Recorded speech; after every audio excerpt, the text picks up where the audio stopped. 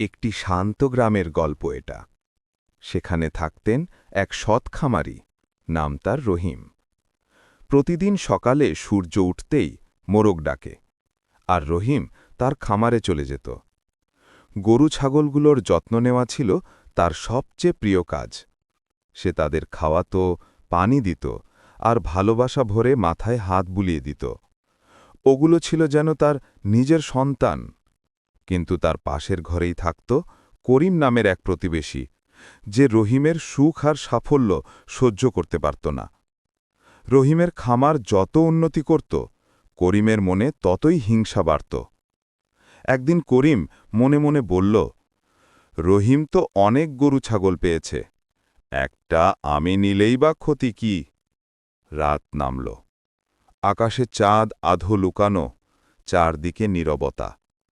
সেই নীরবতার মধ্যেই করিম চুপি চুপি রহিমের খামারের দিকে এগোল।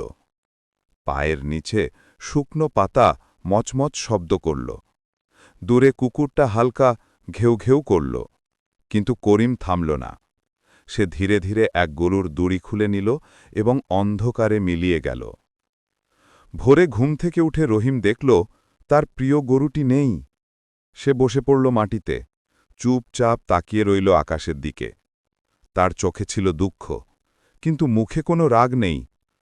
নরম স্বরে বলল, হয়তো আল্লাহ আমার ধৈর্য পরীক্ষা নিচ্ছেন।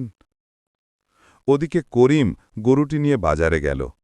হাসতে হাসতে বিক্রি করার চেষ্টা করছে। মনে মনে ভাবছে, আমি তো বেশ বুদ্ধিমান। কিন্তু সত্যি কখনো চিরকাল লুকিয়ে থাকে না। একজন ক্রেতা হঠাৎ গরুর গলায় বাঁধা দড়িতে রহিমের নাম দেখতে পেল। সে চিৎকার করে বলল, এই গরু রহিমের। তক্ষুনি বাজারের সবাই চেঁচিয়ে উঠল, চোর, ধরো চোর। করিম ভয় পেয়ে দৌড় দিল। লোকজন তার পিছু নিল, আর সে এক গাছের নিচে লুকিয়ে পড়ল। তার বুক ধরভর করছে, মুখ ঘামছে, মনে ভয় ঢুকে গেছে। অবশেষে লোকজন রহিমের গরু ফিরিয়ে দিল। রহিম কৃতজ্ঞ চোখে সবাইকে ধন্যবাদ জানাল। গ্রামের সবাই জানত রহিম একজন সৎ ও ভালো মানুষ। বিকেলে করিম এসে রহিমের সামনে দাঁড়াল, চোখে লজ্জা, মুখে কান্না।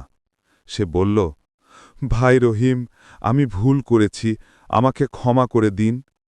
রহিম কিছুক্ষণ চুপ করে রইল, তারপর মৃদু হেসে বলল, ভুল সবাই করে, কিন্তু স্বীকার করাই সবচেয়ে বড় কাজ।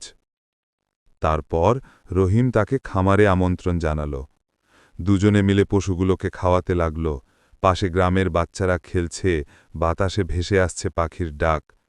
গ্রাম জুড়ে আবার শান্তি ফিরে এল। সন্ধ্যায় দুজন একসাথে বসে চা খেল, মুখে হাসি।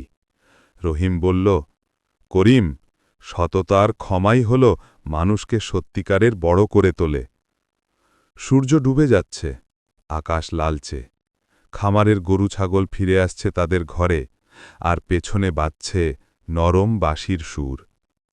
এই গল্প শেখায়, ভালোবাসা আর সততাই হল জীবনের আসল শক্তি।